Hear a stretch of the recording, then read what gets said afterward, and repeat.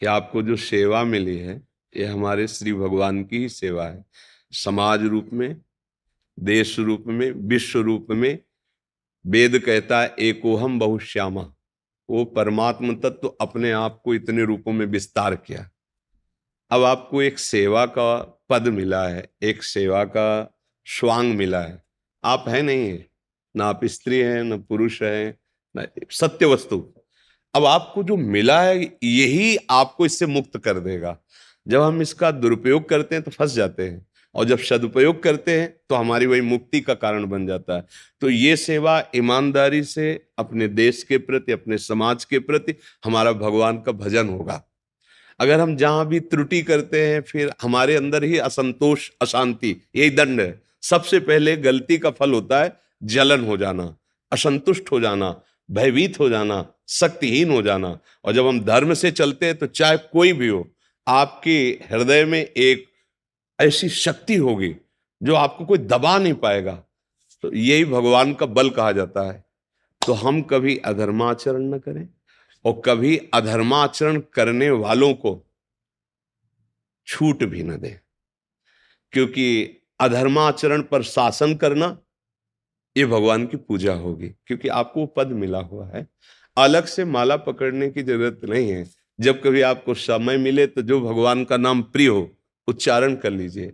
नहीं, सत्य और धर्म को साक्षी करके आप अपनी जो सेवा दे रहे हैं, ड्यूटी दे रहे हैं, ये भगवान का ही भजन है। और इसी से भगवान प्रसन्न हो जाते हैं और इसका आपको परिणाम मिलेगा इसी जन्म में। जब आप इस सेवा से निवृत्त होंगे तो आपका मन भगवान की तरफ खींचने लगेगा।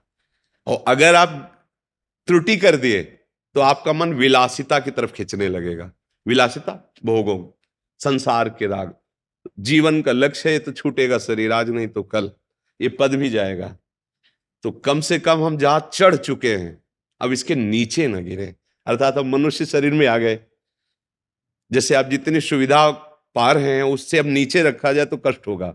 तो मनुष्य शरीर में जो हमें बुद्धि है, विवेक है, बल है, वो अन्य किसी योनियों में नहीं है।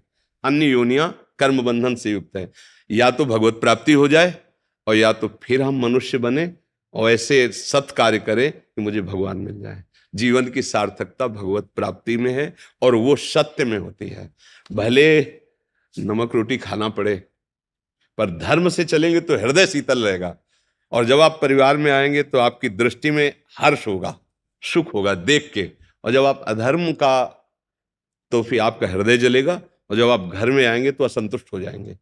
अधर्म से कभी किसी को शांति नहीं मिली।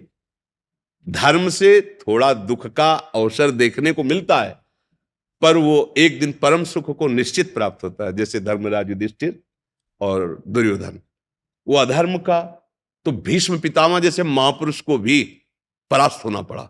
और धर्म तो वनवास जरूर मिला लेकिन सिंहासन पर वही विराजमान है। इसलिए धर्म का आश्रय लीजिए।